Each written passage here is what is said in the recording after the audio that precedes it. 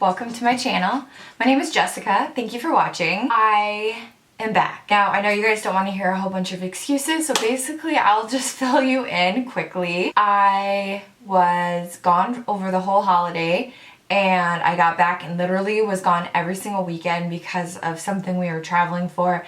And last weekend was our first weekend home and I came down with the worst head cold. I didn't go to the gym for 5 days and I was down for the count. So this is literally the first weekend where I can film. I hope you all had a wonderful holiday and a happy new year. I feel like it was the busiest holiday slash getting back into January, and the month of January just flew by. So yeah, I can't believe we're almost into February and that's my birthday month. So should be good.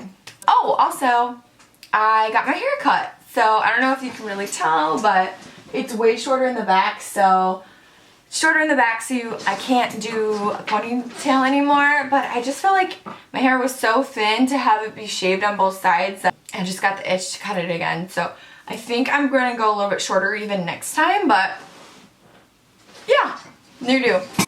So considering we're at the end of January and we're almost into February, I think I'm going to skip on the 2015 yearly favorites. I am going to get into it, jump into Wire Hair, which is January favorite. So let's do this.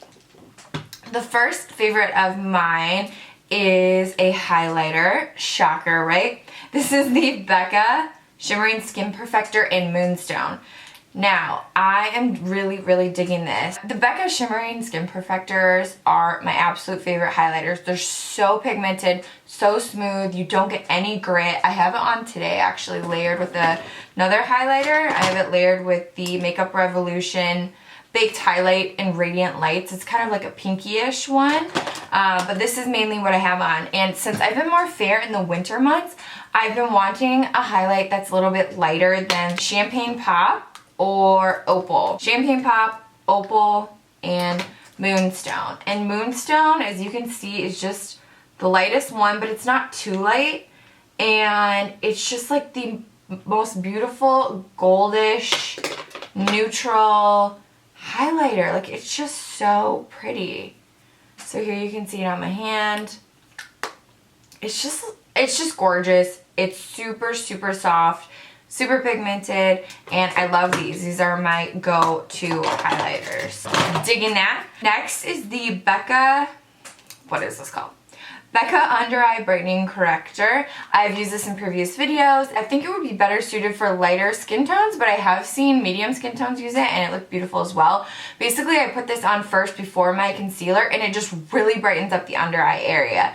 So I have been loving this. I find myself reaching for it all the time. Then my next favorite, I literally have been using this all month of December, whole month of January. This is the Laura Mercier Secret Brightening Powder.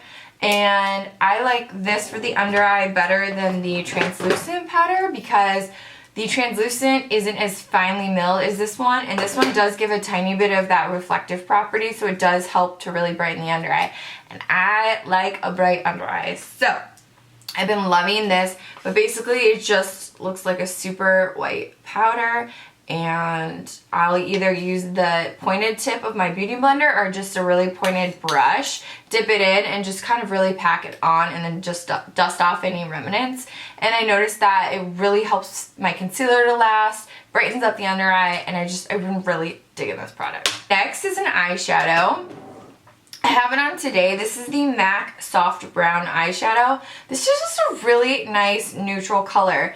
It's not too warm, it's not too cool, it's just right in the middle, and it's really pigmented, and it's just a good all-around color. It's pretty taupey, and I would say if it's leaning one way or the other, it's a little bit more on the warm side, but I just feel like when I do looks like this, I just want a basic look and throw something in the crease to define the crease a little bit, but not be too dark. I reach for this bad boy. Loving that. Next is a liquid lipstick. I noticed for a lot of work events and just day-to-day, when I don't want to get lipstick all over my coffee mug or all over my cups, I've been riding that liquid lipstick train. So I noticed I've been reaching for, it's not this one, this is the right one. I noticed I've been reaching for the Anastasia Beverly Hills liquid lipstick in the color Pure Hollywood. This again is just a really great neutral color and it's just beautiful.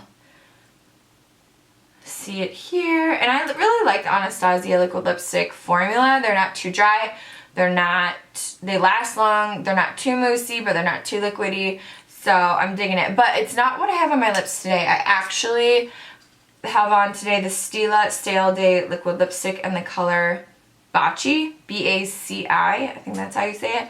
It's so, as you can see, this one is a little bit cooler, a little bit more purpley, taupey undertones than this one. Here, I'll swatch it next to it actually so you guys can see.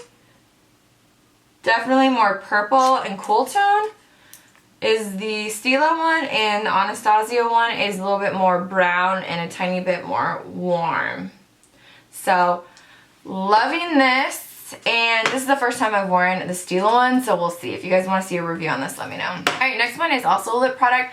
My lips have been really, really dry in the past month. So before I go to bed, or if I just feel like they're cracked and just it's kind of scaly feeling, I reach for a deep lip treatment. The standard chapstick just doesn't cut it for me. So I've been loving this Amore Pacific Moisture Bound Lip Treatment.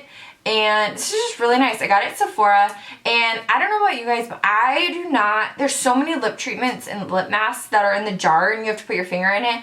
I don't know if it's because I'm a germaphobe, but I just really don't like how it's not sanitary. So I always look for ones that are like this where you can squeeze it. There's just a little opening and you squeeze the formula. It's just a clear gloss and it's super moisturizing. It's not too thick, but it definitely is a little bit thicker than a standard just really liquidy gloss, so it lasts longer. I really like that. And I just noticed that it's really been helping my lips out. So, been digging that. Next is a mascara. Marc Jacobs just came out with a new mascara. This is the Velvet Noir Major Volume Mascara.